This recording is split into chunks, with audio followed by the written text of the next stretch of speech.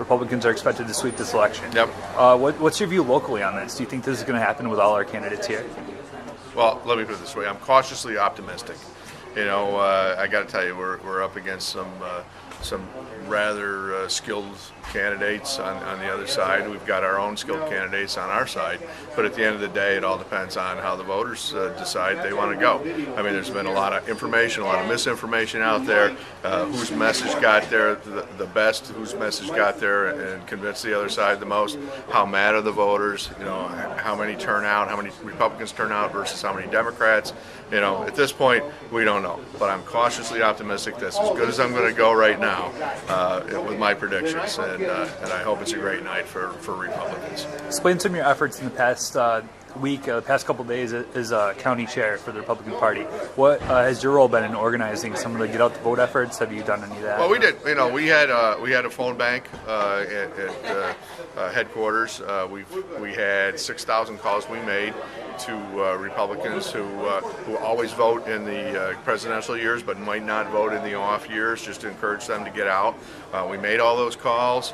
Certainly we've had and my heart goes out to folks that are just sick and tired of the phone calls. But really, people talk about Republicans having less of an edge in the voter turnout end of things. So certainly we're out there trying to get that done. We've really done a lot of work in that regard. We've gone out and talked to the voters. We've identified who our voters are, and we're reaching out to them. So that's what we're doing. That's all the work that's done on the Republican side of things. All the candidates and each separate campaign have their own things going on. We've tried to coordinate. We've done a pretty good job of that this year. So, I mean, again, cautiously optimistic is the phrase for tonight. What are you expecting tonight? I mean, it's hard to say what's going to happen, but the thing is that I think the frustrating thing for me is that it's about change, when really, to me, the Democrats haven't had a chance, to make the change. Change takes time. Change takes time on a local level. It takes time on a national level. And if we keep flip-flopping, it's about change, and then 2 years from now, it's about change again, and 2 years from now, it's about change again, then I think as a country, we're really not going to get anywhere, and that's a concern I have. As far as who wins tonight, I mean, I hope, obviously, the Democrats do well.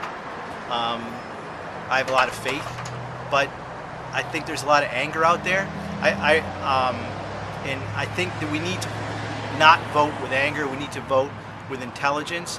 We need to kind of vote with restraint, in the sense of let's really understand what's going on.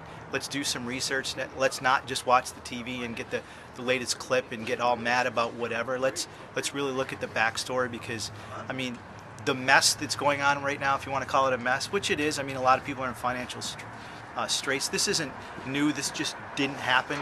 This isn't the cause of the current administration. This isn't the cause of the current politicians. It's something that's happened over a great deal of time. So, okay.